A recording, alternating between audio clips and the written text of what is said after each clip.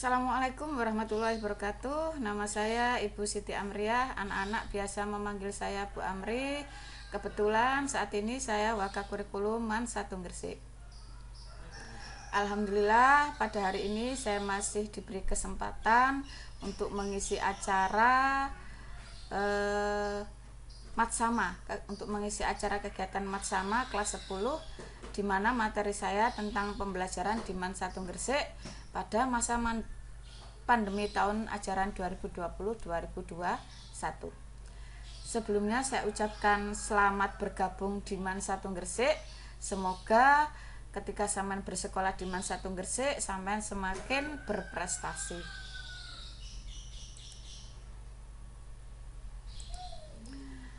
Mungkin pertanyaannya, kapan program pembelajaran tahun ajaran 2020-2021 dimulai? Mungkin juga pertanyaan yang kedua, bagaimana madrasah memulai tahun ajaran 2020-2021? Dan yang ketiga, bagaimana madrasah menerapkan pembelajaran di tahun ajaran 2020-2021? Untuk menjawab itu, prinsip pembelajaran Man 1 Gresik pada masa pandemi COVID-19 ini, prinsip umumnya kesehatan dan keselamatan adalah yang utama bagi peserta didik, pendidik, tenaga kependidikan, dan semua warga satuan pendidikan. Nah, kapan pembelajaran Man 1 Gresik dimulai? Nah, untuk tahun ajaran 2020-2021 pembelajarannya dimulai tanggal 13 Juli 2020 sesuai SK Dirjen Pendis nomor 2491 tahun 2020 tentang kalender akademik madrasah. Sehingga mulai hari Senin tanggal 13 Juli 2021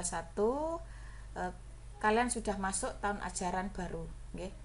Di mana kegiatannya diisi kegiatan Matsama, masa ta'aruf madrasah. Bagaimana memulai pembelajaran? Sebelum mendesain pembelajaran, yang kami lakukan adalah yang pertama, kami membuat panduan kurikulum darurat pada madrasah sesuai SK Dirjen Pendidikan Islam nomor 2791 tahun 2020. Yang kedua, kami juga sudah membuat kalender pendidikan madrasah tahun pelajaran 2020-2021 sesuai SK Dirjen Pendis nomor 2491 tahun 2020. Dan kami juga menerapkan sesuai dengan panduan pembelajaran pada tahun ajaran baru berdasarkan SK bersama 4 menteri. Nah, karena Gresik ini termasuk zona merah, zona yang tidak diizinkan pembelajaran offline, maka salah satunya Man 1 Gresik ini menerapkan pembelajaran daring dalam jaringan. Nah, skema pembelajaran jarak jauh atau daringnya seperti ini ya. Yang pertama, kami memfasilitasi pembelajaran secara daring melalui aplikasi e-learning Kemenak, bisa melalui aplikasi psikologi, bisa melalui WA Group, bisa melalui Google Classroom atau yang lain. Jadi Bapak Ibu guru nanti dalam pembelajarannya bebas memilih mana yang mau dipakai. Okay. Yang kedua, kami memberikan kuota paket data untuk siswa. Jadi semua siswa mendapatkan kuota paket data, sehingga tidak ada alasan apapun untuk kalian semua untuk tidak ikut pembelajaran daring. Insya Allah paket datanya untuk 2 minggu ini cukup, karena sudah kami hitung, asal tidak digunakan untuk main game atau YouTube dan seterusnya ya, yang tidak termasuk dalam pembelajaran daring. Nah, ini menurut gugus tugas percepatan penanganan COVID, itu kalau zona merah itu seperti apa? Nah, resikonya sangat tinggi seperti ini ya. Jadi penyebaran virusnya tidak terkendali. Di Gresik ini pasien COVID-nya setiap harinya melonjak, bertambah terus. Makanya untuk Jawa Timur khususnya Gresik, untuk sekolah, madrasah atau apapun yang kependidikan itu tidak memperbolehkan pembelajaran tatap muka, maka pembelajarannya harus daring. Nah, bagaimana beban belajar Untuk siswa-siswi Madrasah Aliyah Negeri 1 Gresik, nah beban belajarnya per pekan per semester seperti ini nggih. Karena SMA maka 1 jam pelajarannya 45 menit. Jadi kalau SMA atau MA itu 45 menit. Nah, karena kita menerapkan kurikulum darurat COVID tadi itu, jumlah jam pelajaran per pekannya hanya 29, tidak seperti biasanya. Semua siswa kelas 10, kelas 11, kelas 12, baik jurusan IPA, IPS, Bahasa dan Agama, jam pelajarannya itu 29 dalam 1 pekan. Ketika kami hitung untuk semester gasal atau ganjilnya itu ketemu 22 pekan dalam 1 semester. Sehingga kalau kita hitung jumlah jam pelajaran dalam 1 semester itu ada 638 jam pelajaran. Semua siswa sama, semua jenjang, semua jurusan sama. Nah, pembagian strukturnya seperti ini. Jadi 29 itu seperti ini ya. Kalau IPA, IPS, Bahasa, Keagamaan yang membedakan tuh hanya di mapel peminatannya ya yang nggak sama. Untuk mapel wajib A dan kelompok B umum ini ya sama ya. Jadi kalian semua jurusan MIPA, IPS, Bahasa, Keagamaan sama-sama mendapatkan Al-Quran Hadis, Akidah Akhlak, Fikih, SKI, PKN, Bahasa Indonesia, Bahasa Arab, Matematika, Sejarah Indo, Bahasa Inggris. Untuk kelompok B umumnya Seni Budaya, Penjas, Prakarya dan Kewirausahaan, serta muloknya karena kita ini madrasah plus keterampilan, maka muloknya mulok keterampilan. Untuk peminatannya, nah ini ya bedanya di sini. Tadi Bu Amri katakan bedanya di sini. Untuk anak MIPA peminatannya itu matematika, biologi, fisika, kimia. Untuk anak IPS itu mapel peminatannya sejarah, geografi, ekonomi dan sosiologi. Bahasa itu antropologi, bahasa Arab, sastra Inggris dan sastra Indonesia.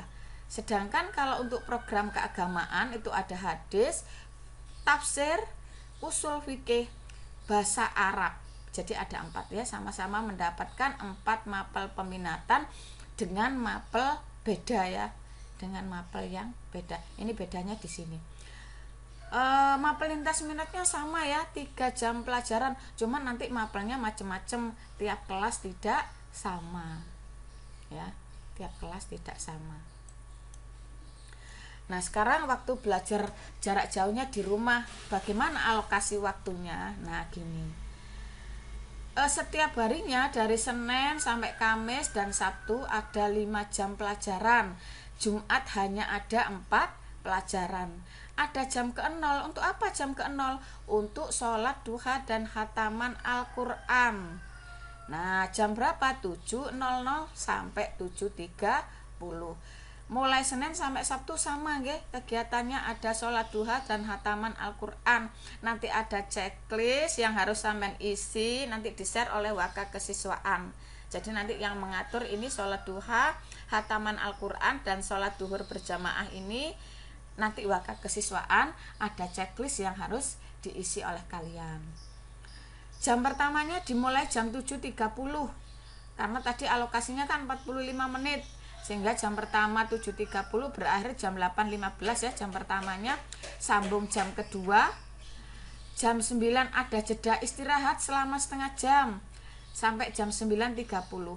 Kemudian sambung jam ketiga, jam keempat dan jam kelima. Jadi berakhir jam 11.45 kalau hari Senin sampai Kamis dan Sabtu. Kalau hari Jumat berakhir jam 11 ya. Ini nanti disambung sholat Jumat bagi yang laki-laki ya. Kemudian 11.45 setiap harinya ada sholat duhur berjamaah nggih. Ini nanti juga ada checklistnya ya. Tadi saya katakan ada checklist dari Waka Kesiswaan. Lah untuk jadwalnya nanti bentuknya seperti ini.